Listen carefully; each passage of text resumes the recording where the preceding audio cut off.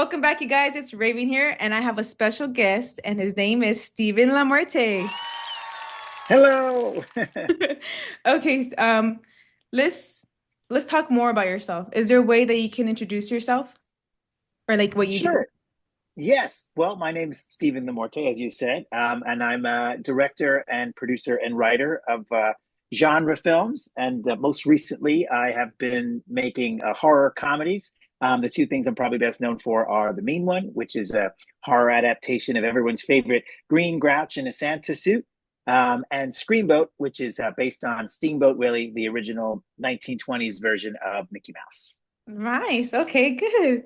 So, if you guys didn't know already, he's the one who created ScreamBoat and, of course, the Mean One and many more. So, what challenges did you face during the production, and how did you overcome them? Yeah, well, I mean, every independent film has sort of its challenges. Whether it's having enough time to make the film, or your budget, or limitations of who is our killer going to be. Most films with a killer, he's probably a full size person, and for us, making our monster tiny and having it be a man that has to be shrunk down was Yeah. definitely a challenge. Um, so, the bulk of it was really not so much the regular production stuff. We know the challenges of making a horror flick. It was really just all of that extra stuff that we wanted to do. It was shooting the miniatures. It was, gallons of fake blood. It was shrinking down the monster. Those were all really the things that were. I like to look at the challenges like a creative opportunities, right? To learn as artists and not, hopefully not pull too many of our hairs out along the way. Yeah. Oh, sounds good. Okay. And how do you overcome stress and worry and like anxiety when it comes to like streaming the movie? What do you mean when it comes to streaming the movie? Yeah, Like in like terms of releasing the film? oh yeah, sorry, releasing the film.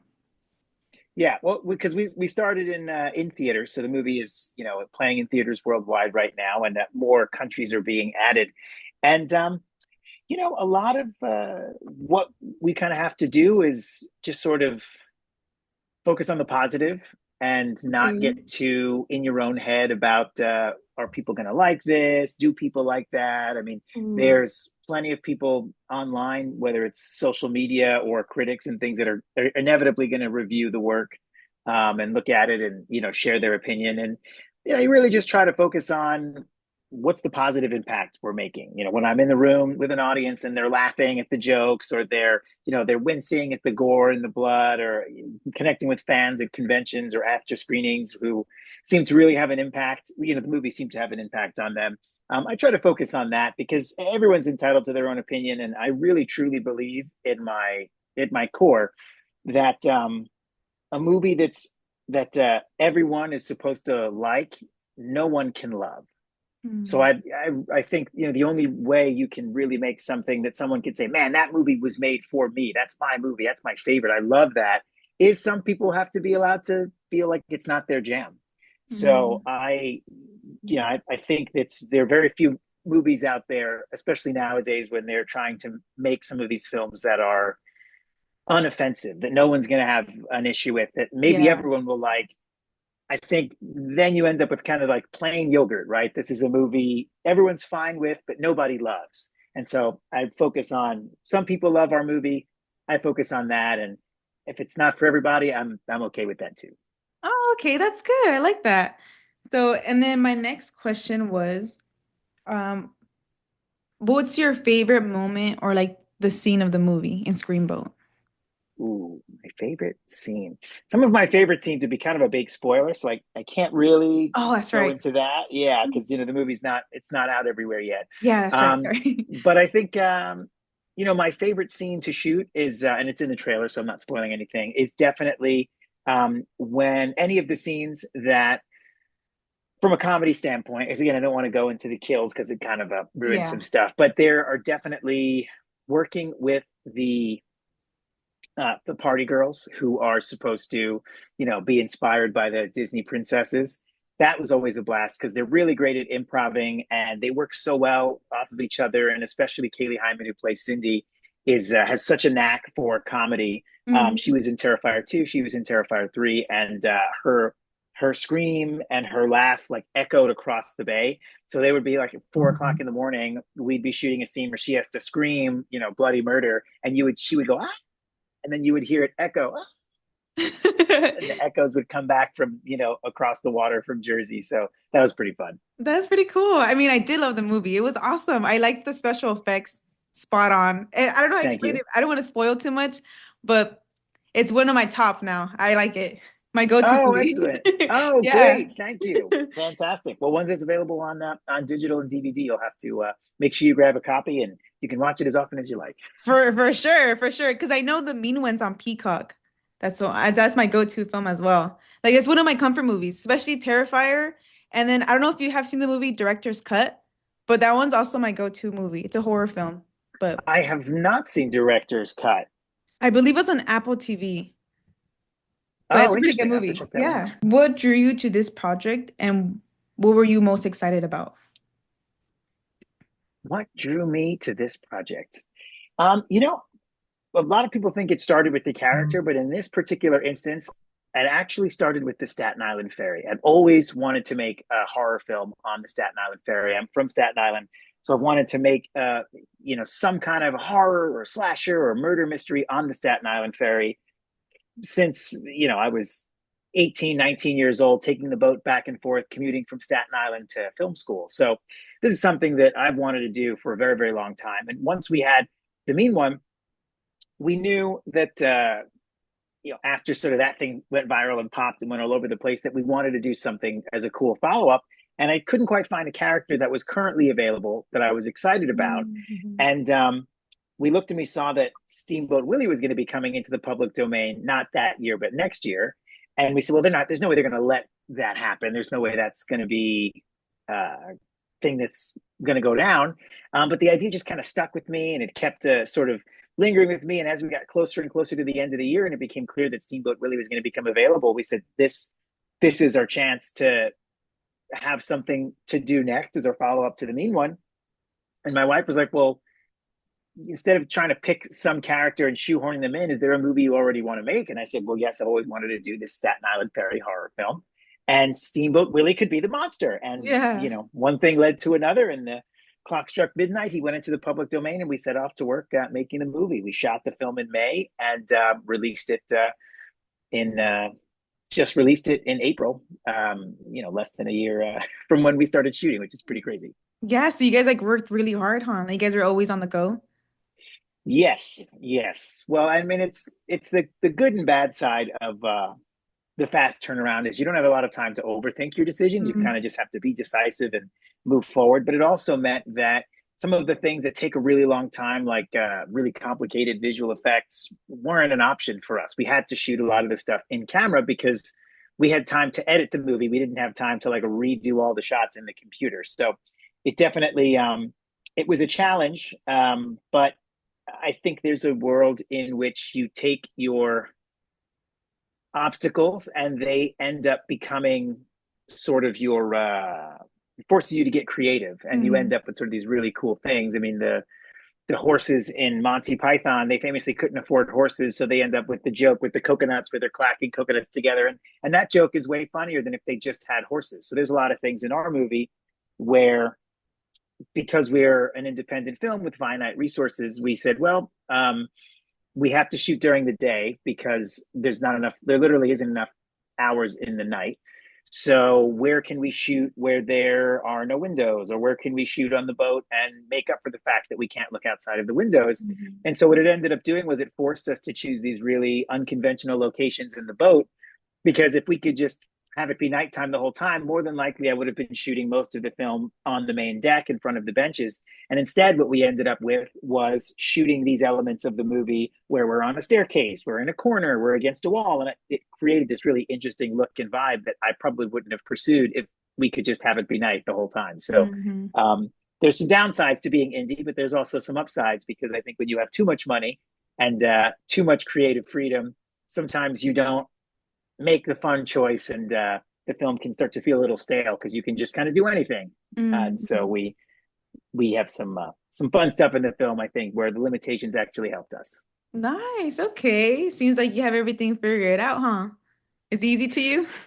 I mean, I don't know if we had it figured out, but we certainly had a good plan, and Yeah. we did the best we could to execute it. No, but the movie was amazing. It was good. I took my fiance. Thank you. I don't know if you met him there, but oh yes, Mhm. he's the reason why he got me my poster. That's right. Yes. It was so funny. But no, yeah, we had an amazing time. We loved the movie and everything. It was pretty good. It was good. Oh, thank you. I appreciate that. How do you work with actors to create the best performances in like horror movies? It's a collaboration. It really is. I mean, it all starts with casting, right? Of course, we have the script and I have an idea sort of what I'm looking for. But then once we get to the casting process, finding someone that gets the tone, because you see a script and it says, she sees a dead body and she screams, and then another person comes in and makes a joke. How are they going to react off of each other? What is that joke like? Is it a mean spirited joke? Is it a silly joke? Is it like Saturday Night Live where it's big and theatrical? So it starts with people getting the tone and making sure you're casting actors that will not only work well independently within the movie, but work well together. And then once we get on set, I like to, whether it's on set or in advance, I like to do rehearsals where I work with the actors because I write my scripts and I really prioritize tone and pacing. So it's very hard with a horror comedy because in a normal movie or in life, if someone were to die, you would be sad. You'd maybe sit in Mhm. silence. You'd cry. Are we watching this person look out of a window and stare wistfully off into the distance? But it's a horror comedy. So even though someone died, how do we keep the movie moving? How do we keep it fun? How do we let these characters play these moments as realistically as a movie about a tiny murderous mouse can, but also, give them the guidance to make sure that we're able to sort of keep it moving and make sure the movie feels fun and not, oh, we're so sad the little murder mouse Mhm. killed somebody and we're so scared for our lives. I think if you can relate to the characters where they're saying it's pretty crazy, there's a little murder mouse, right? Then we're in it and it feels almost more believable than if everyone was just sad that someone died and not talking about the obvious ridiculous nature of a tiny miniature murderous mouse. Yeah. Are you into like dark comedy or like dark humor? Definitely, for sure. And there's, I think there's also an element too of the editing process as well that Mhm. helps us sort of decide, is this joke too far? Does this fit based on the scene that just came? Has it been too long since we've had a Disney joke or a reference or a pun? And just kind of trying to navigate that and making sure the movie feels consistent and coherent. And it's up and down. It's funny, it's scary. It's funny, Yeah. it's scary. They're not talking for too long and sort of keep the audience engaged. And I think it makes for a better time at the movies. And those are the kind of films I like to make. Yeah, well, turns out good, so that's good, I like that. Thank you. And your future films, are you ever gonna come out as like an actor? Would you be part of it? Not particularly. I mean, I used to act, in high school, and I wanted to be an actor for a long time. But I think maybe it's because I'm a Scorpio, but I'm kind of a control freak, and I have a strong Ooh, opinion of the way I yeah. think everything should go. So, I'm not sure that I ever want to be in front of the camera. I like improving and doing press and talking to people and having fun with an audience, but I don't want somebody telling me what to say. So even if it's me. Nice. Yep. That's your sign right there. What's your People wife's?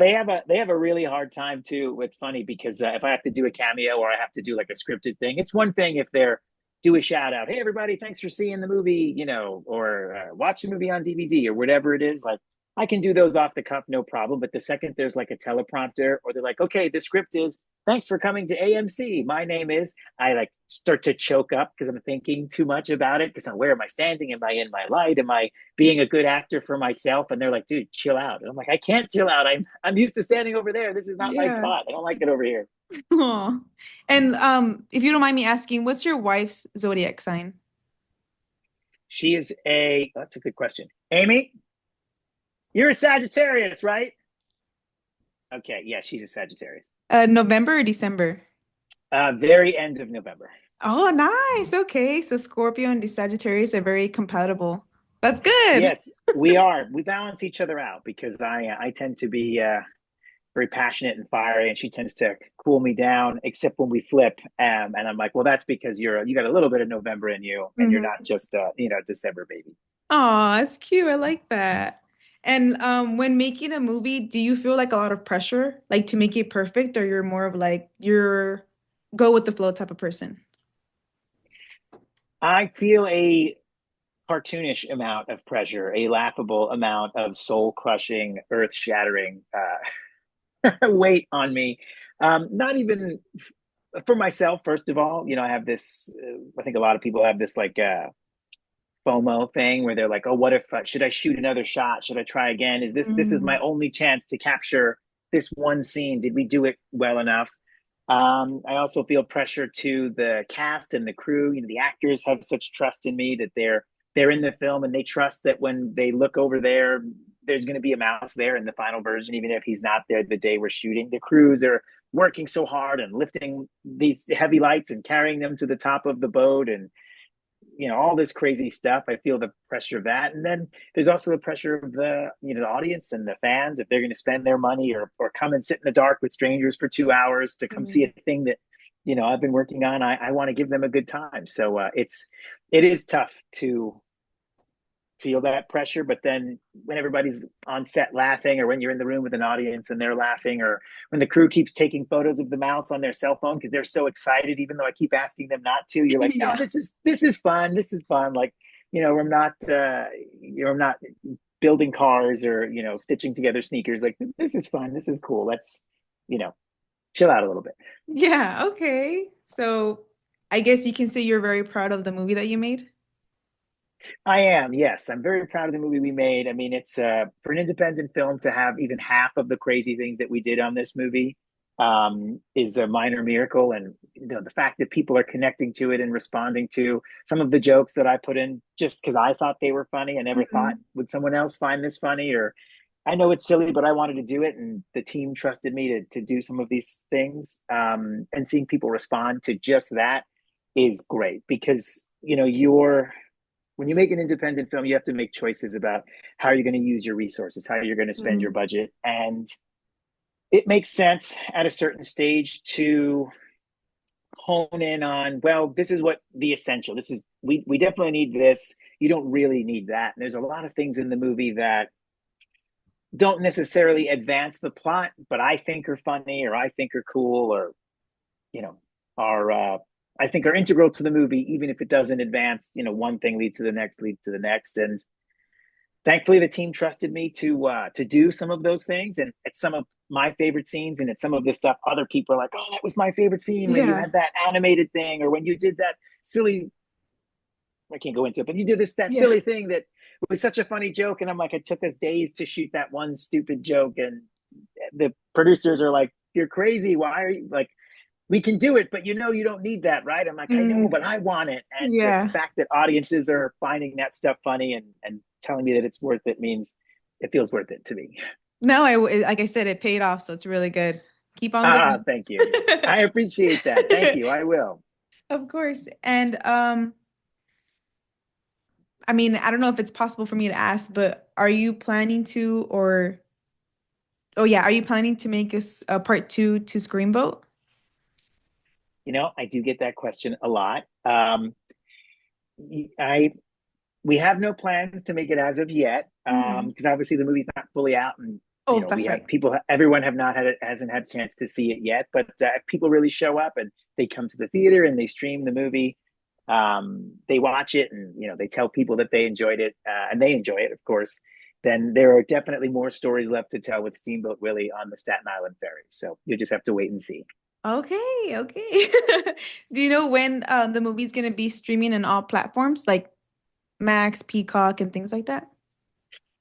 We don't have the exact date yet, but we'll be making an announcement very, very soon. So just keep an Okay. eye out. Yeah, sounds good. Okay. But you Yeah. won't have to wait. You won't have to wait. Till 2026 for for it to be out digital. It'll be out very soon. Okay, sounds good. You hear that, you guys? Pay attention. That's right. And when looking for the horror villain, what made you decide to choose David Thornton to be Willie, Screamboat Willie? Well, it was really multiple reasons. I mean, of course, we worked with him on the main one, and he did a fantastic job there. He's such a great collaborator and brings such life to all the roles that he plays. But I didn't realize he had this strong connection. He's a huge Disney fan. He actually played Mickey Mouse. It was like the first role he ever had when he was in middle school, when he was first, Oh, dipping his toe into the idea of becoming an actor. So it wasn't just what he brought to the role as a performer, it was also what he brought to the role in terms of wanting to honor the source material, wanting to do the character right, and knowing that not only was he willing to give this big cartoonish full body just electric, quite literally animated performance, but also knowing that he was willing to do the research and watch the cartoons and model his performance, his behavior, his poses after this the famous character was really important to me, because we didn't want to just do a Steamboat Willie inspired Michael Myers knockoff. We wanted to do Steamboat Willie. We wanted him to be a creature. We wanted him to be small and furry and funny and silly. And David was the perfect man for the job. what drew you to do horror movies like The Screamboat and The Mean One?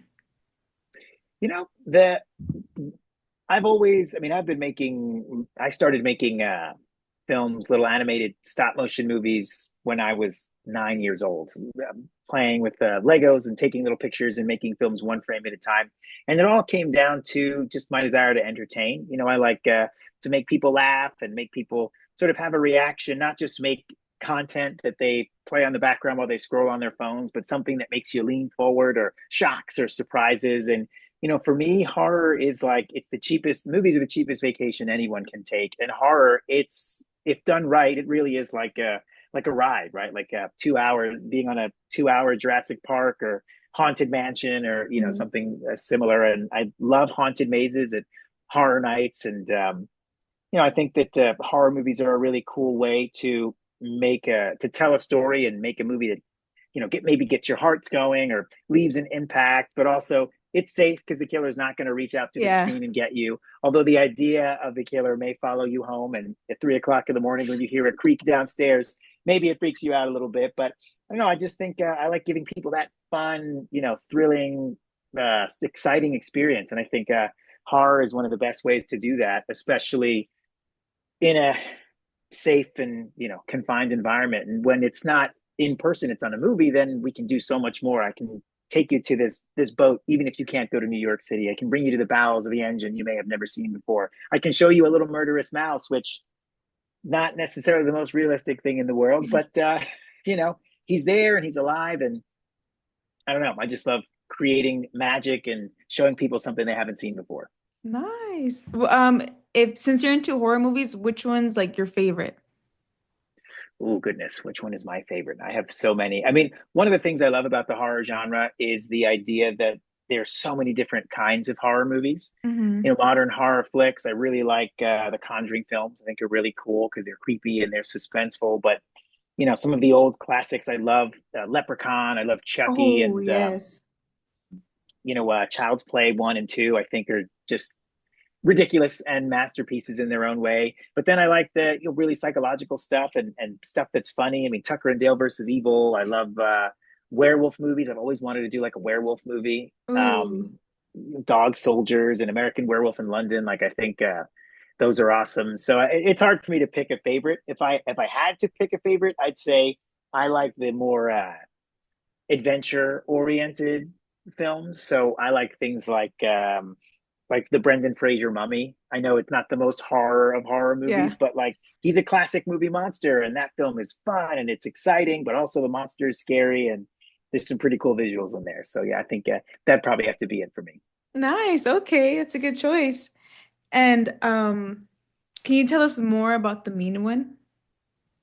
Like, how did you get Sure. the idea of the mean one? Well, I've had the idea for the mean one for man, I had been thinking about that for easily 8 or 9 years before I shot that one, because when you go to pitch a movie, you always have to pitch like three things, right? You have the main thing you're trying to sell. You have a secondary thing that, if for whatever reason they don't like that, you go to the second thing. And then if you need to fill the pitch out. You put in a third thing that they're definitely going to say no to make the first two look better. So the third Mhm. thing was always the mean one. It was like, oh, what if I did a horror movie based on this famous Dr. Seuss thing? And they're like, you'll never get the rights. You'll never be able to do it. How would you pull this off? Talk to me about those first two. And they're like, okay, great. So I've had this idea sort of stewing for a long time. And I had a project cancel on me in the end of November, the year before we made the mean one. And so I had a crew booked and I had the weekends open and I said, well, let's just do this horror version of this character that I've kind of always wanted to do. We'll just do like a fake trailer. And I put my favorite 4 minutes worth of jokes. I stitched them all together and we shot this fake trailer. And I sent it to all my friends because they all work in the industry. And they're like, this is great. When are you going to have, like, can I see the whole thing? I said, well, no, it's a short film in the trailer style. So like, I have no other footage. It's literally just Oh, this. okay. And they're like, are you sure? Because like, I feel like you should make this movie. And then one thing led to another, and I started pulling on this thread, and we scrambled to, pull together a handful of change that we pulled out of the couch cushions, and we shot a feature film. And we didn't announce it until it was just about done because we thought, well, in case we're not supposed to do this, maybe we'll just wait until no one can stop us because it's already completed. Yeah. And then one thing led to another, and it found its way into theaters because a bunch of amazing people wanted to see what would happen if you put a tiny little indie film up on the big screen. And the rest is history. It played all over the world. It was dubbed in multiple languages. I mean, this thing has gone everywhere, and it's proof that regardless of your budget or where you come from or who you know, if you have like a cool idea and it connects with people, that the sky's the limit. Wow, I like that. It's very inspiring. That's good. Right. What Mm-hmm. advice would you give for the people like that are wanting to do what you want to do, or people who want to do into filmmaking or horror movies or horror content? What's the advice that you would like to give them? I would say get out there and do it. I mean, the nowadays between cell phones and YouTube, I mean, there's all the information is out there, all the tools are at your fingertips, and a really good idea can be the thing that changes your life. So, there really are no excuses. If you don't have anyone that wants to help you, shoot it by yourself. You don't have any actors, be in it, right? Because the Mhm. fact is, people are used to consuming content every different way. They watch it on their phones, they go to the theater, they see it live and in person. So if you have a really good idea, you should just go and do it. And if you do it cheaply, if you fail cheaply, well, then just do it again, right? And stick with it. Because the only thing every expert has in common is that they were all beginners at one point. So, if you're not going to make a great film till number 100, then you better start with one and two and three and four, because the only way to get there is just put in those reps. So I think you have a really good idea. It could change your life. And if you are willing to put in the work and learn and experiment, who knows? Maybe you'll go and you'll break some rules you didn't even know existed. And I think that's the next generation of filmmakers are definitely going to be coming from a DIY background, just like the greats in the 70s and 80s were, just figuring it out, not knowing what they could and couldn't do.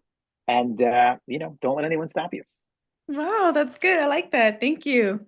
And before you head off, can you please sign my poster? Of course. Get this out here. There we go. Now just there you go. Perfect. Thank you so much. Thank you. I was gonna ask you that day, but I was so nervous. And then I didn't have a marker. So yeah. Oh, I had markers on me. Well, that's the next time I mean, if you're in Los Angeles, the next time you're in town, just let me know and I'm more than happy to sign for you. Oh my, okay. Yeah. Oh, I mean, I'm definitely appearing also at Midsummer Scream or Monster Palooza. Like I do conventions and stuff too. So if you end up at one of those, you just find me and I can sign oh my anyways. God. Are you going on May 30th to June 1st? I have to look at the schedule. I'm not sure. Oh, okay. I feel like it probably because I know we're doing it. I don't know if we even announced it yet or I'm supposed to talk about it, but Oh, I'll okay. be at I'll be at Monster Palooza. So if nothing Okay. else, you find me there and we'll make sure I sign it for you. Sounds good. Okay, great. Okay. Thank you so much again for coming to my video and giving me an opportunity to interview you because honestly, I'm doing my best not to fangirl right now, trying to remain calm. But thank you again. I appreciate it. No problem. I'm happy to come on. I'm so glad you enjoyed the movie. You came out to see it and support it. And yeah, when you're ready to talk again, or when you have a project you want to chat about, by all means, don't hesitate to reach out. Maybe we could do a mean one episode around the holidays. Yeah, sounds good. Thank you. Have a great Okay. day. Take care. You too. Thanks for having me. Of course. Bye-bye. Bye bye. I'm gonna shuffle my cards and then I'm gonna pull out the card. I'm gonna pull out the first card and then we're gonna do the bottom of the deck. And again, you don't have to take this reading personal. It's just a reading. Ready, Freddy? Judgment. Keep your eye on the prize. It's just a reminder. Oh yeah, look, this is you. And this is all the people that want to be you. Or they pretend to be someone who they're not. They're the devil in disguise. You know what I mean? And this is you. You see them from a distance, but you give no pay attention to. You give no attention to them, which is good. Keep it like that. Just think of them as your haters or something. But again, don't do nothing to them. Just leave them be. And then the bottom of the deck. Oh, wait, look. The bottom of the deck is strength. Only you can pick yourself up, nobody else. If you want to do something, or if you want to try something new, keep on pushing. Try it. And you might even like it. It doesn't hurt to try. It doesn't hurt to try new things, I think. That's about it. But let me shuffle one more. Maybe, just maybe, you might have another reading.